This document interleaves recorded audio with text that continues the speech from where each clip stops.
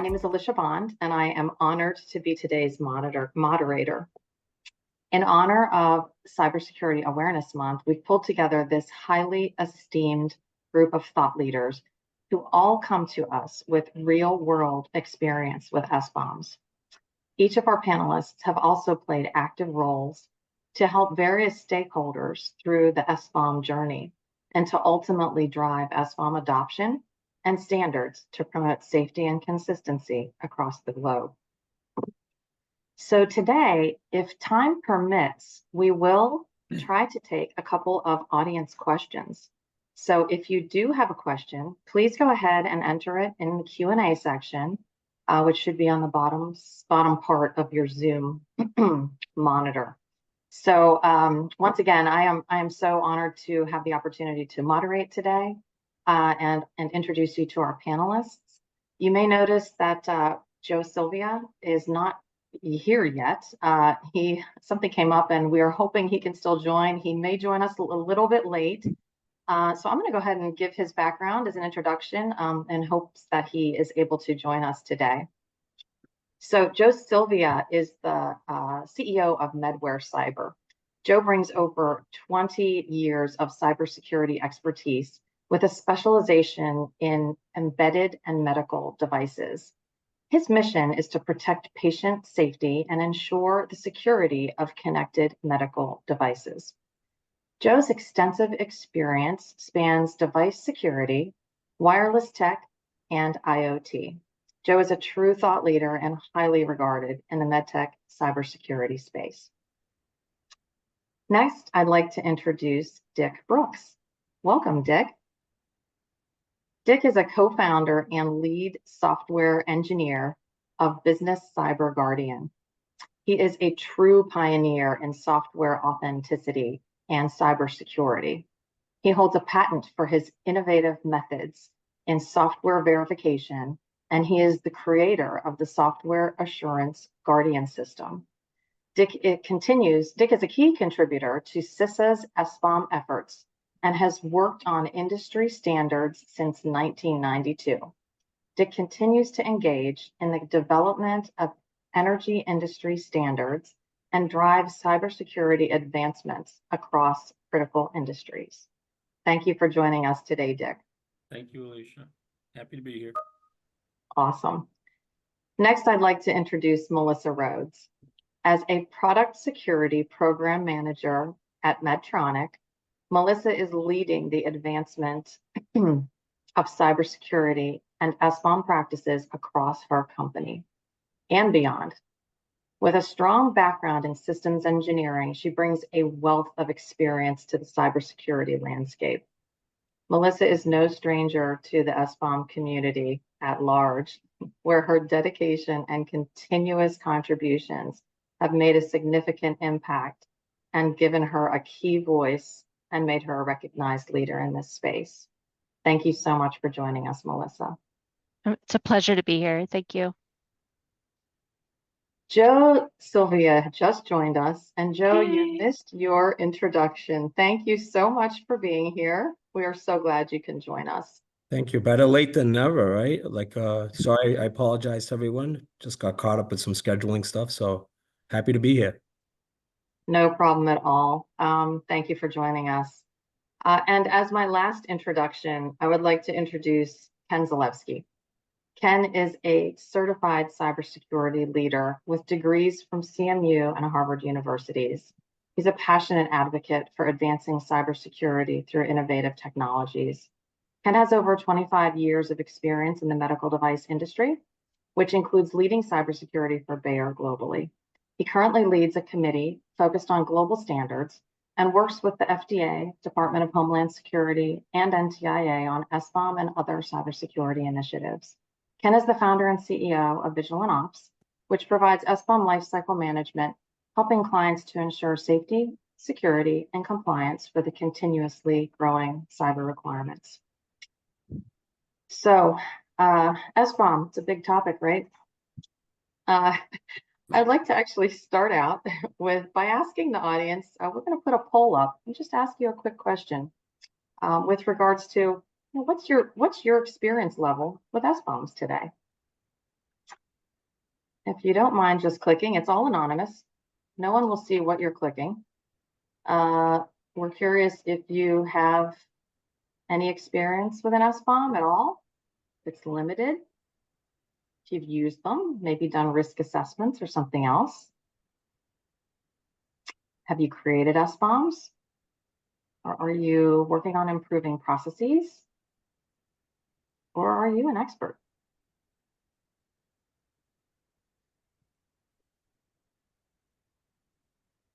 All right, we can't see it live, so I'm wondering if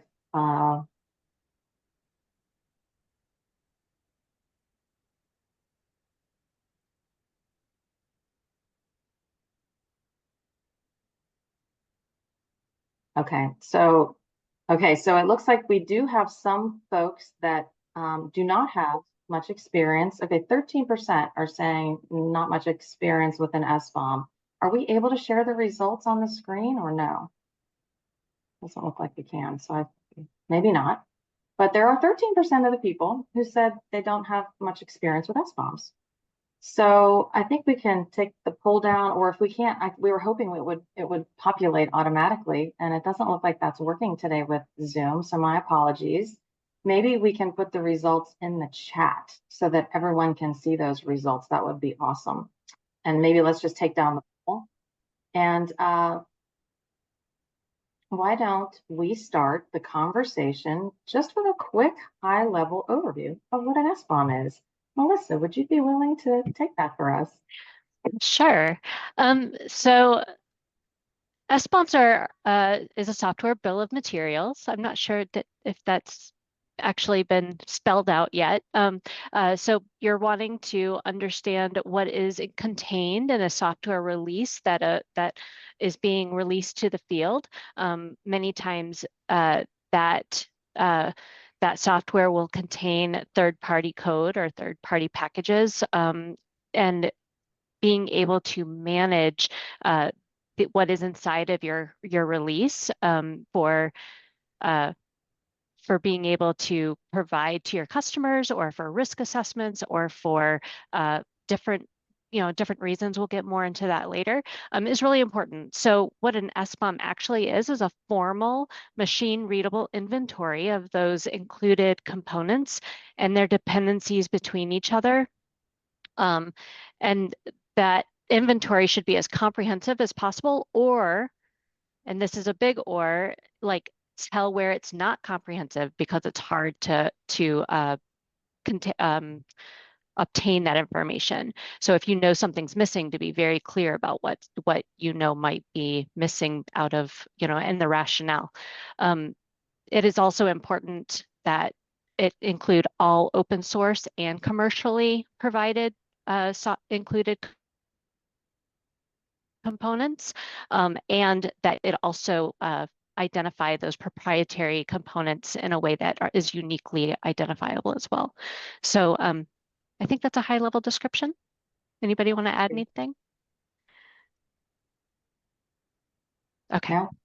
Thank you so much, Melissa. I really appreciate that. I do have to add, I just was having a conversation with someone, and they always compare SBOM to kind of like the turn of the cereal box on the side and what's the ingredients in something you're buying. So the same thing, if you're going to buy technology, don't you want to know what's in it? If there's a vulnerability and what's, so understanding kind of the nature of it before you utilize something like that. And they were saying, well, yeah, my wife's not going to let me buy something with too much saturated fat in it because we're keeping an eye out for me. So same thing, but it's technology, right? So it's a great analogy that is used a lot in the community, right? Right. Thank you so much. Really, again, I mentioned SBOM's a very big topic today. There's a lot of work happening, and a lot of different regulatory pressures out there. So, with regards to, those regulatory pressures and how they're consistently changing, wondering how that is influencing the adoption and evolution of SBOMs in healthcare and in the cybersecurity landscape, 100% across all industries. So, Joe, I was wondering if you might be able to kick us off with that discussion. Yeah, I think it's a major challenge, right? Because I always call it like the crosswalk of standards and regulations that you have to adhere to. And so I think there's a big challenge there with, in the medical device space in particular, where you have, you know, different guidance documents that are coming out, right? That have been out, right? Especially in the pre-market space where you need that SBOM to market your device, right? And so it's a challenge for medical device providers and healthcare professionals to actually understand how important an SBOM is and how they have to actually create one and submit it, right? And so that's one of the things we're seeing more and more of, right? And then, like I mentioned earlier, the crosswalk between the different standards you have to adhere to, because it impacts a lot of different things, right? So it's, think about vulnerability management, think about risk management, right? All these things come into play. It's not just, generating an SBOM and submitting it and say, all right, I can walk away now, I'm done with this, right? It's a lot of other things that are involved here that you have to be aware of, right? When you're undertaking, an SBOM, right? And making sure that you adhere to this moving target of, like I said, standards and regulations. Would anyone else like to comment on this one? And I know it's beyond just medical devices, right? There's other things happening in other industries, obviously. Mhm. Yeah, the US has taken a bit of a lead in, regulation, even legislation to make sure that this is done, but it's definitely taking hold on a global, global level that is, be prepared because things are coming globally that are going to require SBOMs as well as cybersecurity evidence of good cybersecurity practices. It's not just, the creation, as you said, Joe, the creation of the SBOM, but also use of it in order to ensure secure products. I'll just support what Melissa just said, is that really it is a global initiative. If you look at the EU Cyber Resilience Act, you'll see that SBOM is explicitly included in there as a requirement. And so vendors of software in the EU who are going to be offering products in the EU will need to provide those SBOMs as a regulatory matter. So I totally agree with you, Melissa. That's definitely, it's really a global phenomenon. It really is. Yeah. Yeah, and I have to say the answers were fantastic, and I totally agree with the responses. And just to add a little bit to that, my own flavor on that as well is, I think we're in kind of unprecedented times with respect to requirements of cybersecurity documentation, including the SBOM. I mean, if you look at FDA with legislative authority now to require the SBOM, that's a big push, and then other regions across the world are either a little ahead of that or following suit. So yeah, I mean, I couldn't agree more. There's this tidal wave of requirements coming, and a lot of it's here already. But with respect to the requirement around the SBOM itself, it's just going to keep growing. And to Joe's point, we can't just, it's not a one and done. You got to do the SBOM, you got to maintain it, you got to monitor vulnerabilities. I mean, all that stuff goes along with it. So yeah, I think Alicia started this off with SBOM's a pretty big topic. And yeah, I totally agree with that. So thanks. Like a movement. It's the SBOM movement, right?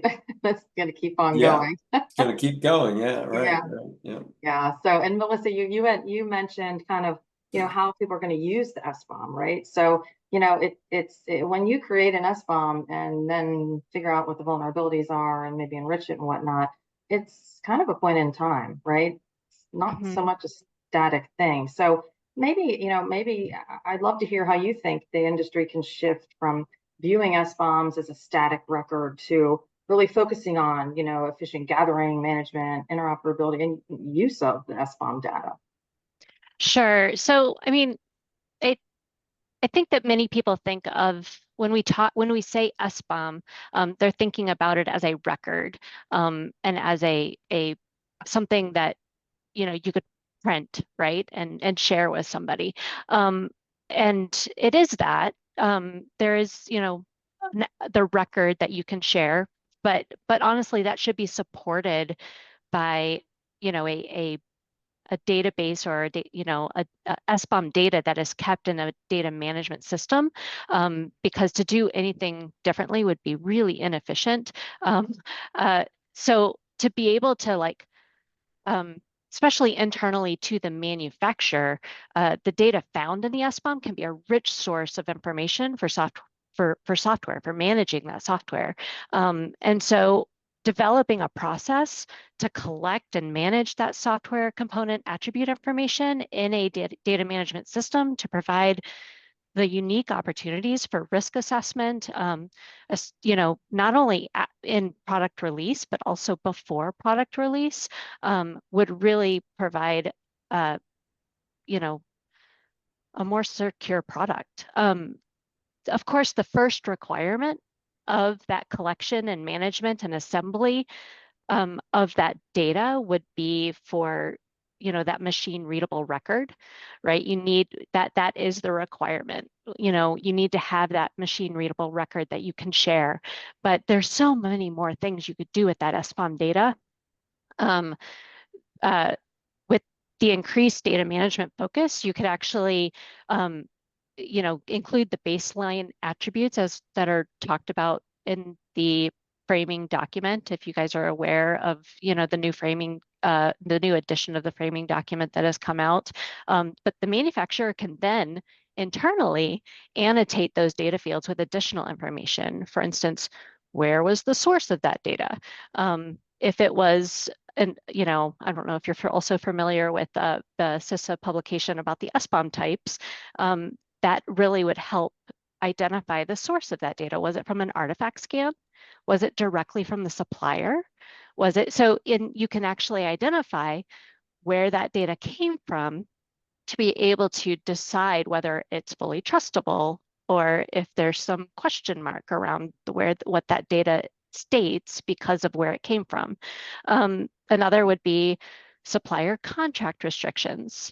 Maybe there are contract restrictions with that supplier that now is you want to have information in your database about this, but it might limit or unfortunately require a redaction in your machine readable copy that you end up putting out. So you need to have understanding around those data fields in that way too.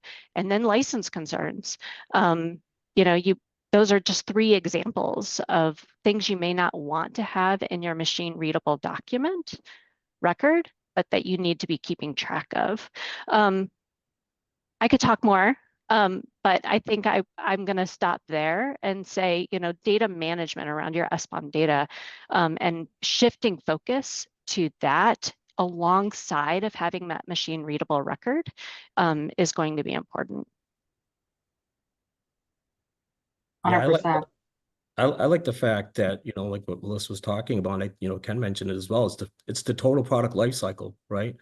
So when you look at the total product life cycle, and you look at all these different risks that you have to manage that could be associated with, with third-party software or open source components, for example, right? Mm-hmm. And all these transitive dependencies, it helps you improve the ability to secure, that product, right? Mm-hmm. But through the entire life cycle. So yeah, that's where I look at it all the time, right? It's the total product life cycle.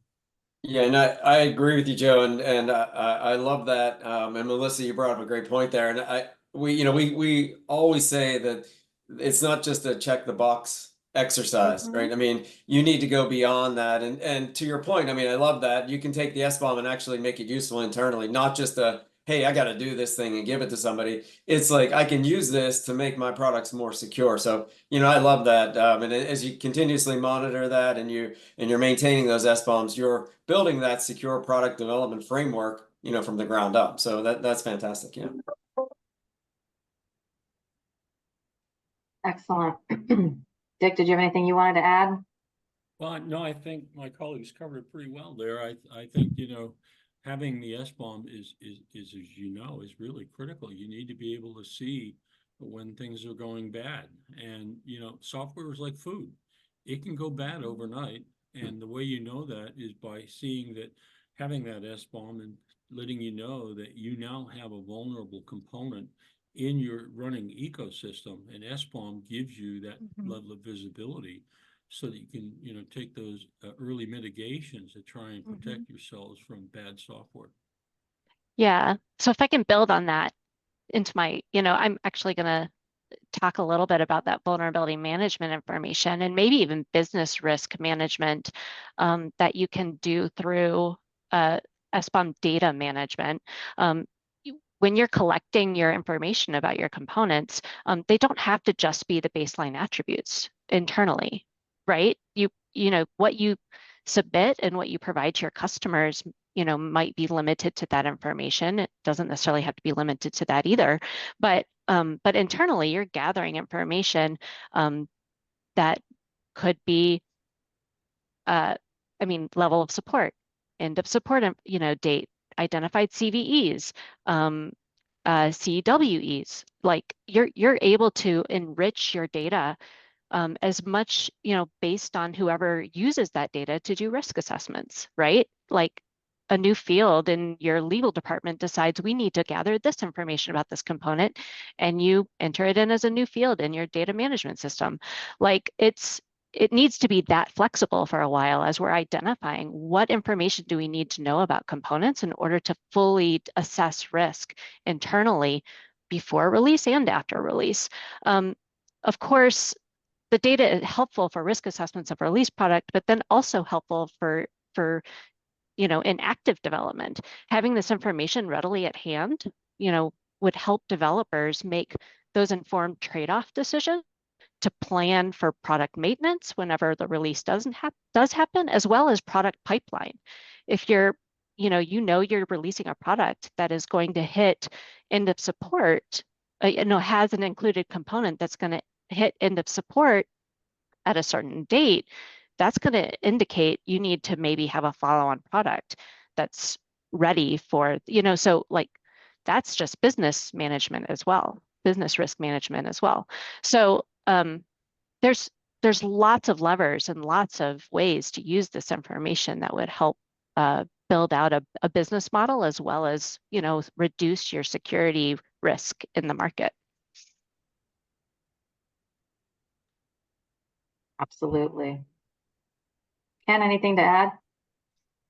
No, I think that was great. And I think that when I think about security stature of an organization and security posture, often referred to as security posture, I think of, you know, that building that structure, and as Melissa pointed out, right, just looking at this as an opportunity, right, and saying that these are the things I can track that will help make my products more secure, starts to build into your organization that culture of security, which I think in a lot of cases we're still grappling with, especially in MedTech, right? We're used to safety and the safety regulations around MedTech, but security is a little bit of a new game for a lot of folks. And I think just starting at that base level and kind of building upon that helps to get that security posture and that kind of alignment around safety and security kind of baked in. And that's when you hear about folks talking about cybersecurity, and FDA has been saying this for years, and I mean, it's just totally obvious. It's got to be baked in, not bolted on, right? And so the idea is let's think about this culturally, how we can make our products more secure. And then, you know, I think Melissa, you said it greatly, that how to use that SBOM as a lever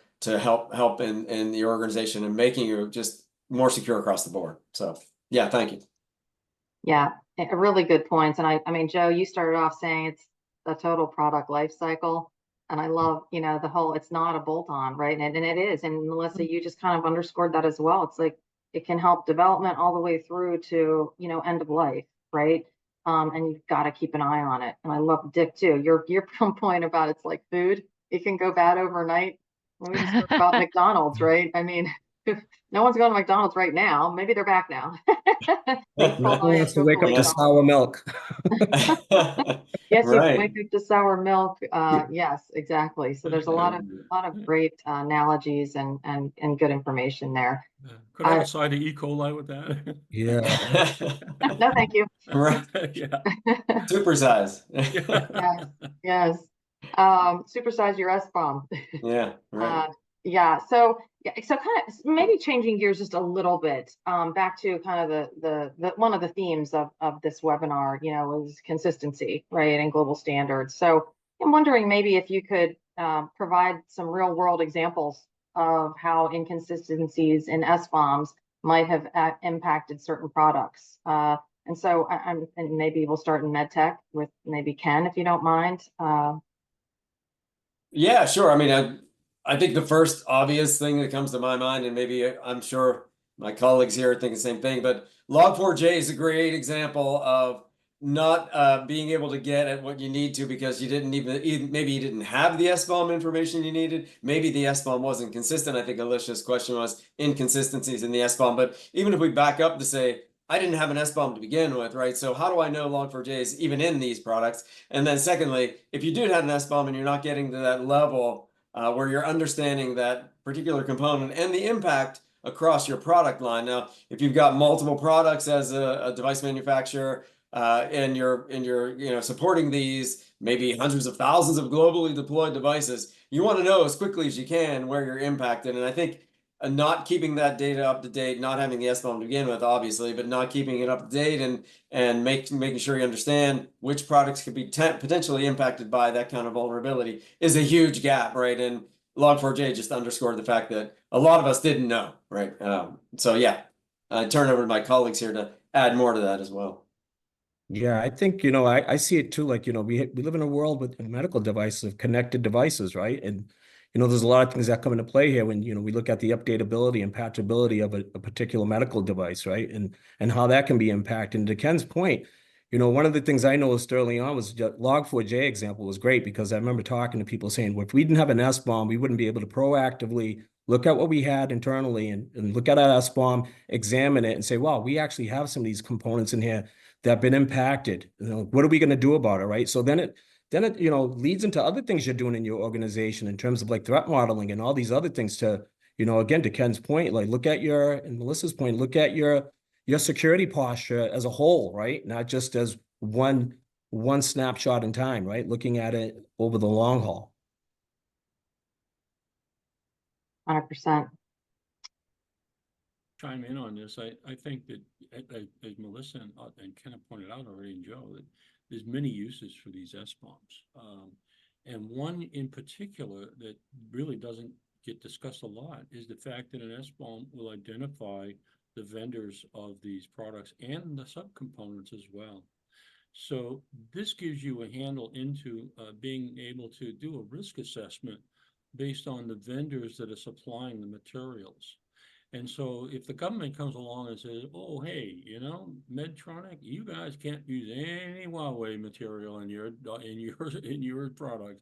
Well, how would you know? Well, your SBOM gives you that information. It tells you who those suppliers are. So it is also a valuable resource for being able to conduct vendor risk assessments as well, in addition to the vulnerability assessments that can occur with software. Thanks.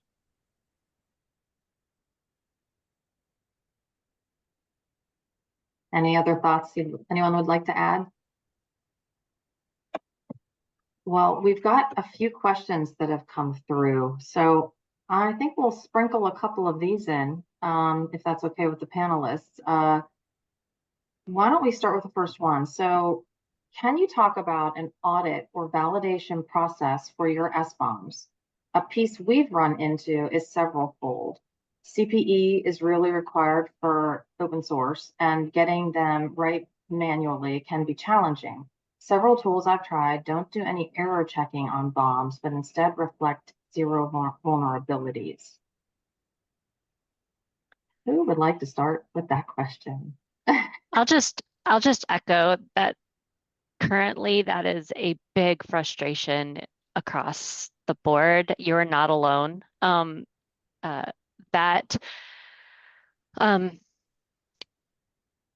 It reflects the matching problem, and we need to be able to uniquely match components to vulnerabilities, and the problem is that matching issue between components to their vulnerabilities has not been, definitively solved yet. I'm not sure, because it's industry-wide, software industry-wide. It's not one company, it's not one tool, it's not like, it needs to be solved at a level that is beyond any one organization. And so, yes, I echo, this is an issue, and it needs to be stood up. MITRE is coming out with a report soon, right? That is supposed to help kind of to report out on the current. So I'm hoping that they'll touch on that and be able to kind of state the current status on why, of that issue, and maybe bring at least some FDA focus to that issue. I would say right now it's do your best to uniquely identify your components with a unique identifier that can then inform. A CPE is great. A Pearl can be used as well. Multiple CPEs might need in order to fully match all of the vulnerabilities to that component, because individual CPEs, one CPE may not fully uniquely identify all of the vulnerabilities for that component. But I think that it's going to come to bear that this is a hard problem, and it's going to be something that's going to have to be solved at a much bigger scale than any one person or organization.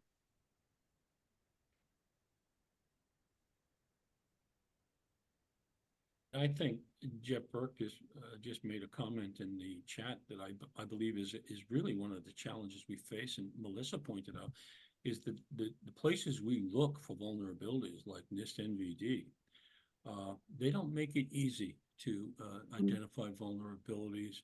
There's no direct mapping between an SBOM and the vulnerability databases. And so you really left to your own to try and find those vulnerabilities that are out there in those repositories, using the information you have, and that information may not map directly, like Melissa was describing. This is the matching problem. This is where we need to have alignment between the vulnerability repositories and the information that consumers will have in an SBOM in order to look for those vulnerabilities by a known name, an element. For example, give me a component name, or give me a component identifier that I know is going to be used in identifying vulnerabilities in these repositories. And unfortunately, that doesn't exist today. Pearl isn't supported in the NVD as an example. So I can tell you what we end up doing. We work almost exclusively on the consumer side. And the only thing we've found that even comes close is to use keyword searches in the NVD based on component version and other information. Now that puts a lot of false positives, but I'd rather have a false positive than a false negative and miss something. Thanks.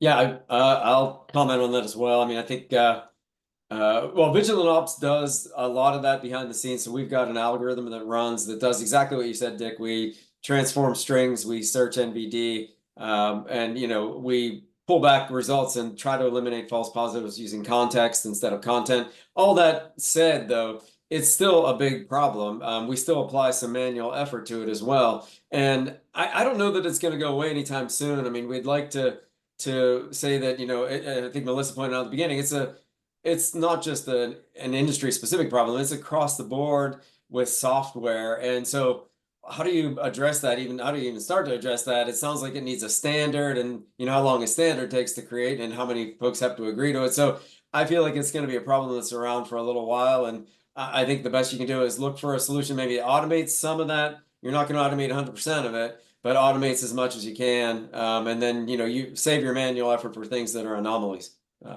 Joe, you're welcome to comment as well. No, I totally agree with you, Ken. I think there's a manual component that it comes into play here, right? It can't, at this point, like I said, that's the biggest challenge that I see, that it can't be completely automated.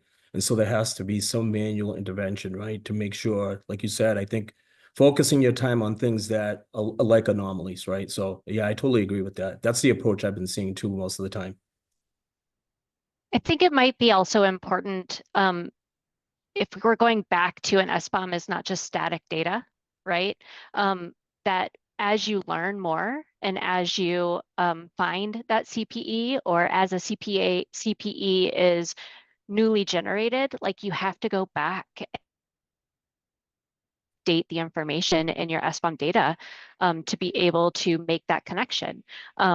So you have to be constantly aware that that SBOM data there may be a new evolution of, hopefully, I don't know how long it will take, but a new matching process that will be, so you're gonna have to go back and do some updating in that SBOM data for that product to be able to then, do better matching with new information, new process, new whatever, as that evolves. So build in your ability to be able to do those updates from the first, rather than think of your SBOMs as static information. So there's, oh, sorry. So go ahead. I was just gonna say, I think as Ken pointed out very eloquently there, is that, these CVEs, they're not perfect. You can't go Right. in and find them all in the NVD. In fact, honestly, a lot of vendors don't even disclose all of their vulnerabilities publicly through CVEs. They use private communications like vulnerability disclosure reports to say, hey, customer, just be aware we got this issue. Now, we're not going to publish this to the world right now because we want to be able to fix it first. But we want you to be aware that there are issues that, could become an issue for you. So we want you to be aware of those. And those you won't find in the CVE or the NVD repositories. Those a lot of times just come directly from vendors themselves. Mm-hmm. Yeah, very good point, Dick. I think that nurturing that relationship with your suppliers is going to be super important. They're the ones that can provide that information to you that you'll be, monitoring for your components. They're the ones that will be able to work with you if a vulnerability is found. They're the ones that can pass threat information to you as they learn it for their product, right? So like nurture those relationships with your suppliers to make sure that they're healthy and sustaining of your product. Excellent. So there's a lot of questions coming through, and Yeah. it's hard to know which one to jump to next. There was one that kind of was a follow-on to the last, but I'm going to go to this one because it's a little bit more in order. SBOMs have only become part of the product lifecycle because of the need to comply with regulations. Many organizations are reluctant to create SBOMs for the fear of what they will reveal. Can the panelists describe how to manage the impact of data overload with lots of previously unknown vulnerabilities? And just anecdotally, there was another question that said, have any of the panelists actually, created and used and managed SBOMs? So if you'd like to sprinkle in any of your experience, because I believe most of you have, feel free to do that as well, just to complicate things. Yeah, I can tell you without doubt, we've been working in this area since 2018, and we've seen literally thousands of SBOMs, and we've created hundreds of SBOMs. So the answer is yes, and trust me, the interoperability tests that have taken place, like DocFest from Linux Foundation, PlugFest, there are still issues. I mean, we're still very early on in the adoption of this technology, and there's a lot that needs to be learned and a lot that needs to be agreed to, like the naming issues that Melissa and Ken have identified. So yes, the answer is yes. We have real ground truth to share with you, and happy to do it here in this conversation. Thanks to our friends at Vigilant Ops for organizing this. Yeah. I want to jump. Go ahead, Joe. I'm sorry. No, go ahead. I'll be quick. So I wanted to jump to the data overload question quick. It is a big, there is a lot of anxiety around that. I can understand that anxiety. One of the ways that I think you can maybe frame that up is understand, prioritize that data overload with information, thinking in terms of risk, right?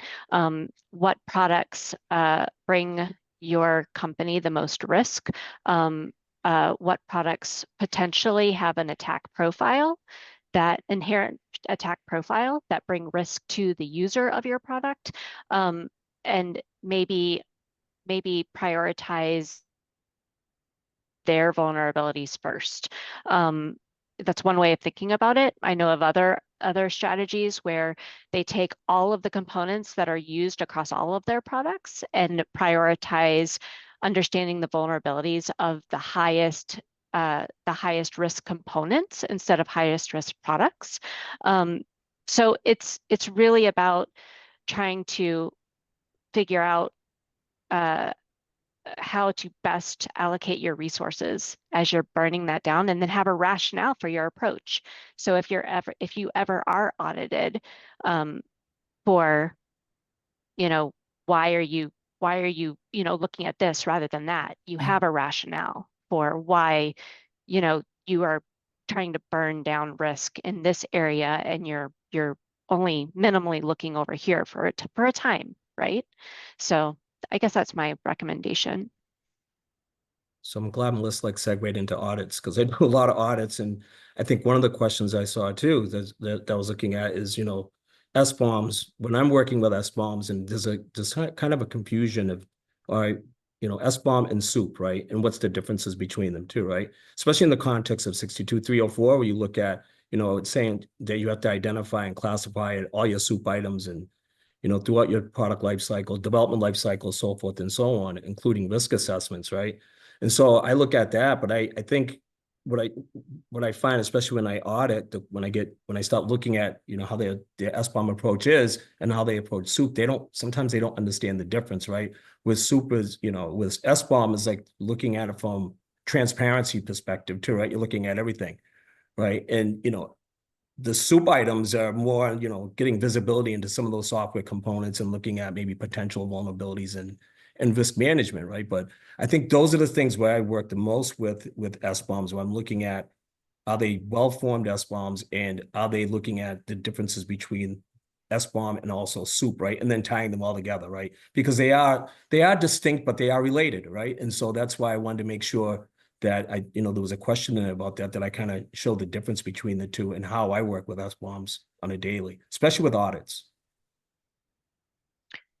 Yeah, and I'd just love to add to that. I agree with everything you said, and I think we kind of slipped a little bit into now kind of what he said before. I have an SBOM, now what do I do with it? I mean, I think we think about SBOM, and trying to utilize that information, and exactly what you said, the overload, the engineering overload, just sheer numbers. Like, you look at the number of vulnerabilities that are popping up and the number that engineers have to deal with, it's overwhelming, right? I mean, and so any good SBOM management tool should help you as an engineer to prioritize those things. I think Melissa said, look at risk of the products. But I always say, and I think I've said this before in these discussions, that scoping is the best way to start. You got to start with a scoping exercise, whatever the criteria you use as an organization to scope where you're going to start, because you can't boil the ocean. So you start somewhere with maybe a product or a product line, or maybe the product that has the biggest footprint, as Melissa pointed out, and look at the risk profile there. But I would also add that there are ways to enrich the SBOM beyond just vulnerability information that you're getting from NVD or whatever, right? I mean, there are things like the KEV, the known exploited vulnerabilities. There are things like EPSS, which is exploited prediction scoring system, right? And you look at those things to help you prioritize the criticality of the vulnerability too. So in other words, if something's on the known exploited vulnerability list and it's in your product, you probably want to look at that first, or very close to the top. If it's got an EPSS score where it looks like it's a really high percentile of being a breach, then you probably want to elevate that as well, right? So if you take that information and combine it with the risk profile of your products and where you want to look first, I think you have an easier job. Now, it's not an easy job, it's just maybe a little easier, right? Can I speak? Sorry, Dick, go ahead. Go ahead, Melissa. No, by all means. Oh gosh. Okay, so I want to speak to the question of how do we get the FDA what they need. I'm seeing this at toward the bottom of the question list.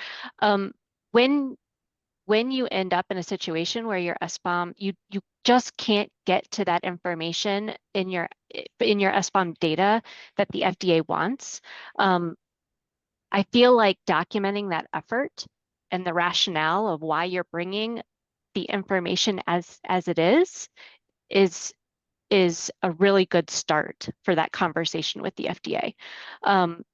They very often are understanding that this is an evolution of a new, not new, but cybersecurity practice, right? We're all working together to sharpen this sword, and making sure to present the effort made and the rationale for why that information isn't available in your SBOM data, and your continual effort to fill it in, like what you're planning to do to continue to zero in on that information as you go into release, is going to be a great way to present that argument to the FDA.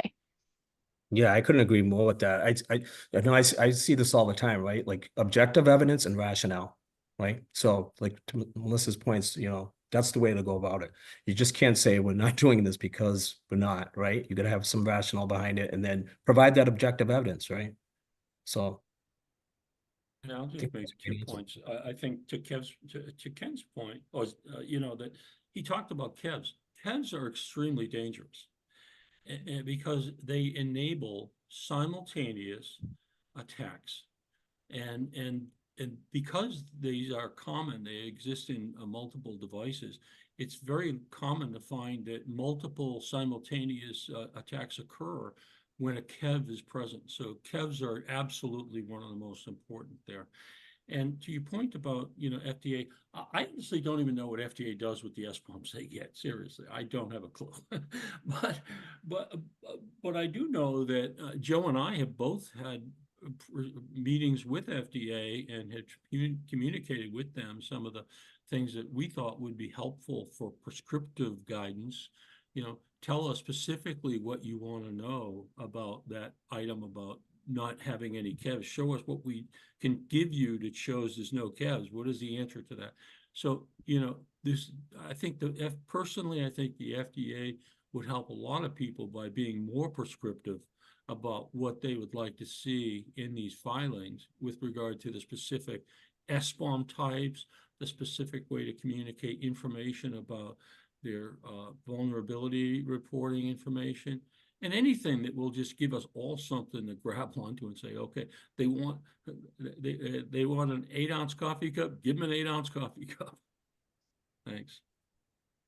Yeah, no, that's a great point, Dick. And I one of the things that I was going to say, and I know you guys have all seen this, but one thing I would err on the side of caution, and I think this was the theme that I think that everybody just kind of stated, that document more, provide direction as to why you've taken a certain decision, and document those decisions that you've made, so that you can even if you're not giving specific information, you can say this is what we based our decision on. I think that's really important. I've seen too many manufacturers try to say, oh, this product doesn't connect to the network. Maybe, there's no risk here for whatever reason. And so we don't need to fill out that, particular piece of the submission. And that's it's never a good thing. Let me put it that way, right? I mean, you can't, especially with the way that the cyber device is defined now, almost anything is a cyber device and is considered under these requirements, right? I mean, if you've got a USB port that is only accessible by taking the cover off, that can still connect to the internet. So you got to provide security risk assessment for that. So, don't try to make these assumptions that, hey, our risk is really minimal, we don't need to do this. Err on the side of caution, document everything and provide that documentation. I think that puts you on a much better, much firmer ground. So I agree with what everyone said, yeah. So less is not more when it comes to the FDA. I think we all know that one, right? More information, more detail, more everything, right? Because that's actually, and we have other webinars that we have done with the FDA where they talk about, all of those things. So those are resources on our website as well that are available to anyone who wants to dive in deeper there. One other question here, what are some tips or techniques to verify an SBOM? If an SBOM doesn't trace back to any vulnerabilities, how do you determine system security versus inaccurate dependencies, for example? Any thoughts on that question? That's a loaded one. It's a hard one. It's a tough Yeah. one, yeah. I mean, how do you know, when you get an SBOM, how do you know it's complete? It's like when you go to the store and you look at the box, the side of the label. How do you know it's complete? You Right. don't know if it's accurate. There could be peanuts in there, they don't tell you on the label. It's the same concept with SBOMs, right? You really don't have a way to say this thing is accurate and it's complete. And that's sort of one of the problems with the level we're at in the maturity cycle of the product, of the technology itself, is it's really hard to know if what you have is indeed 100% accurate and complete. So I agree with the point is we're at the early stages, but it's better than nothing. It's better than what you have right now. Because, right now we've got nothing. So if they give you something and say, Yeah. hey, here, I got milk in here, you're going to have a problem if you're allergic to milk, At least I you do have that. think that, sorry, No, go ahead, Melissa. I do think that this becomes you know, significantly harder problem when you're looking at software that's already been developed and released. And it becomes easier, not easy, Ken, to harken back to what you said earlier, easier, not easy, to do with products that are currently in development, right? You have the developers on the project, you have the developers actively developing the software. This is when I feel like it would be easier to actually create that SBOM and do the work of, as you're building it, to create the most complete, accurate SBOM possible. So I guess what in my mind, and maybe this isn't the way other people think of it, is I'm like, as you get more left in development, so closer you are to concept and early design, I would expect more complete and accurate SBOMs, right? As you're looking at older software that's already been developed and released and sitting in the market for a while, like that's where I kind of get in the mindset of, okay, we're doing our best to create an SBOM for this product, but it may not be fully accurate and complete, at least at first. Yeah, that's a great point, Melissa. In fact, one of the areas that we had to choose very early on, because we work on the consumer side, we want to be able to tell a consumer, you have this risk, right? And so the only way we could find doing that was to examine the binaries that are distributed to those users for installation. And so that's really where our investigations have to begin, is to see what those producers are delivering. And actually, it's funny because in the older cases, the legacy cases, it's actually can be somewhat easier. A lot of those old products were delivered as tar balls, and believe it or not, those aren't too bad at finding what's in the product. Is you can look directly into the tar ball and say, oh, Sure. look, they have open SSL. So in some cases, it's actually easier if you look at it from the standpoint of give me the package I'm going to be installing. Let me see what's in there, and then I can make a decision as to whether or not it seems to have any risk.